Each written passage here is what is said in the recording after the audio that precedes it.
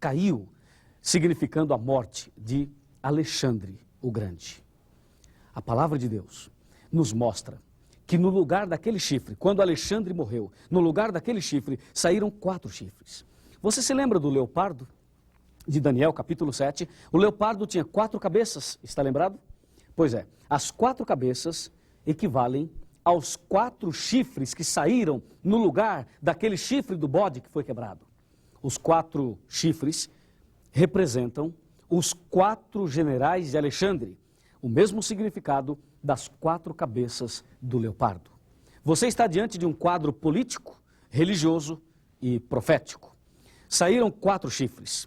E no meio dos 4, uma ponta pequena. Vamos agora analisar. Vamos dar uma olhadinha aqui no computador e você vai ver em detalhes. Voltando aqui um pouquinho, você tem o bode com 4 chifres e do meio dos 4 uma ponta pequena que cresceu, cresceu e cresceu. Sabe o que diz a Bíblia sobre este chifre aqui? Lembre-se, este chifre que cresceu saiu do meio dos 4.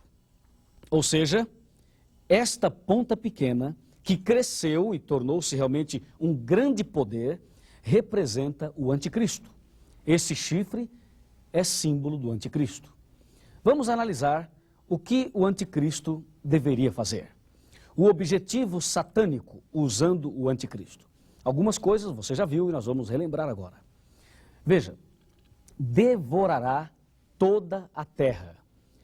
Perceba, é um projeto mundial, é um projeto global. O anticristo, usado pelo demônio, deseja devorar toda a terra, deseja pisar nas pessoas, deseja destruir as pessoas, pisar, fazer em pedaços. Talvez você é uma pessoa que já foi muito pisada. Talvez a sua vida espiritual está em pedaços. Lembre-se que esta é uma ação de Satanás usando o anticristo. Olha lá, fará guerra aos santos. Quantas lutas nós temos para servir a Deus? E estaria trabalhando contra o Altíssimo, contra Deus. O poder da ponta pequena, o anticristo, ele aparece dentro da Bíblia, todos os seus objetivos, todos os seus planos, as suas artimanhas. Veja, magoará os santos do Altíssimo, cuidará em mudar a lei, os 10 mandamentos. Estes mandamentos, a Bíblia diz que o anticristo estaria mudando, estaria quebrando isto. É um absurdo, você não acha? E a Bíblia diz, engrandeceu-se até o príncipe do exército, engrandeceu-se até Jesus Cristo, jogaria a verdade por terra, o anticristo trabalharia pisando na verdade, jogando a verdade por terra. E mais, causará estupendas destruições. Destruições na vida espiritual, na vida religiosa, no cristianismo. Sim, meu amigo, o anticristo, ele faria prosperar o engano, fazendo aquilo que lhe aprover, aquilo que é bom para ele. Diz a Bíblia, prosperará, fará o que lhe aprover, e olha, destruirá os poderosos e o povo santo, e mais, fará prosperar o engano. O grande enganador é Satanás. Portanto, o anticristo está a serviço de Satanás, destruindo a muitos que vivem despreocupadamente. Chegou o momento de você descobrir claramente quem é esse tal de anticristo. Eu vou ler aqui, na palavra de Deus, no livro de 1 João, primeira carta de São João, no capítulo 2 e no versículo 18. Aqui tem um versículo impressionante. Vamos ver? Filhinhos, já é a última hora. E como ouvistes que vem o anticristo, também agora muitos anticristos têm surgido, pelo que conhecemos que é a última hora. O texto é 1 João 2, versículo 18. A Bíblia chama a nossa atenção dizendo, filhinhos, estamos vivendo o último momento da história desse mundo. Estamos vivendo o último instante, a última hora. A palavra de Deus chama a nossa atenção e diz, vem o anticristo, mas antes de chegar o verdadeiro anticristo, muitos anticristos apareceriam nos últimos dias. A Bíblia chama a nossa atenção dizendo, estamos vivendo a última hora. Estamos vivendo o último momento da história desse mundo. Antes de falar do principal anticristo, da ponta pequena, eu preciso falar dos muitos anticristos. A palavra anticristo quer dizer aquele que é contra Cristo, ou aquele que quer tomar o lugar de Cristo.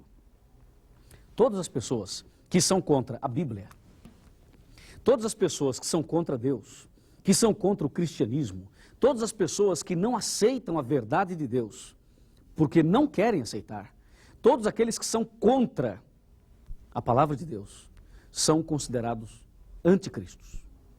E em cada esquina tem um anticristo. Talvez até na família da gente tem aquele que é contra, totalmente contra. E a Bíblia diz que esta ponta pequena, ela seria contra Deus, estaria magoando o povo de Deus, estaria mudando a lei de Deus, estaria jogando a verdade por terra. O anticristo é contra toda a verdade. E os anticristos são todos aqueles que são contra a palavra de Deus. Mas, biblicamente, quem são esses muitos anticristos? Quer saber? Então vem aqui. Você quer saber quem são os muitos anticristos? Está preparado? Olha aqui, ó. 1 João 2, versículo 19. Confira o que diz aí. Eles quem? Os muitos anticristos. Eles saíram do nosso meio, entretanto não eram dos nossos. Porque se tivessem sido dos nossos, teriam permanecido conosco. Todavia, eles se foram para que ficasse manifesto de que nenhum deles é dos nossos. Claríssimo, não é?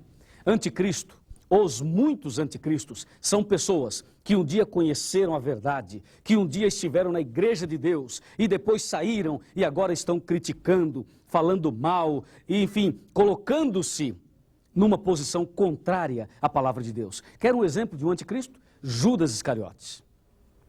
Judas conhecia tudo e se tornou um inimigo, colocou-se contra. Assim são os muitos anticristos. Todos aqueles que conhecem a verdade, não aceitam e são contra, estes são anticristos. Mas o que você quer saber, e o que eu quero saber, é quem é o principal anticristo. Ninguém duvida de que o diabo é o anticristo por excelência.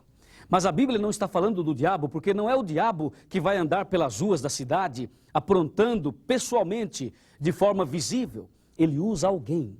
E agora, se prepare, porque eu vou mostrar um versículo na Bíblia, aliás, 2 versículos, que revelam definitivamente quem é aquele que, além de ser contra Cristo, quer ocupar o lugar de Cristo. Está pronto? Olha, vê lá, você quer ler esse versículo? Você tem certeza que quer saber quem é o anticristo?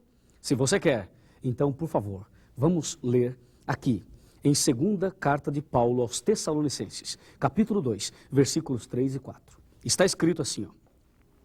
Ninguém de nenhum modo vos engane, porque isto não acontecerá sem que primeiro venha a apostasia e seja revelado, preste atenção, o homem da iniquidade, o filho da perdição, o qual se opõe e se levanta contra tudo que se chama Deus, ou é objeto de culto, a ponto de assentar-se no santuário de Deus, ostentando-se como se fosse o próprio Deus.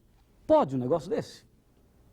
Imagina, a Bíblia está falando de um homem do pecado, que estaria assentando no trono de Deus como se fosse o próprio Deus. Sabe quem é esse?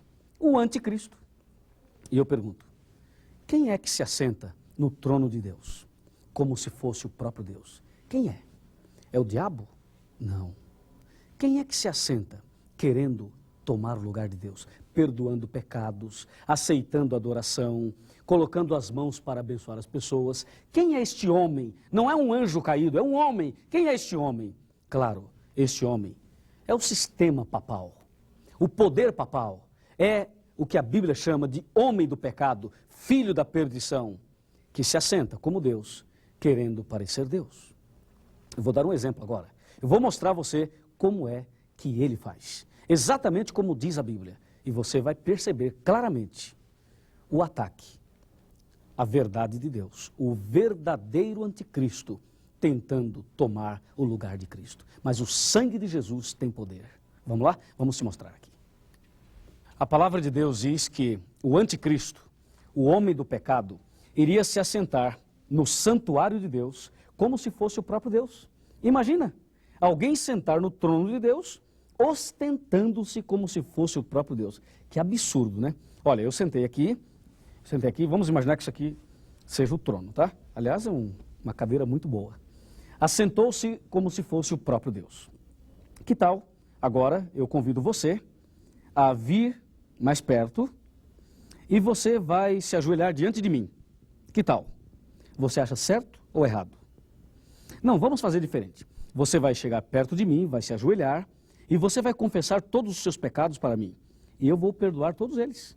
Vou mandar você rezar uma Salve Rainha, um Pai Nosso, um credo ou uma outra oração. E os seus pecados estão perdoados. Que tal?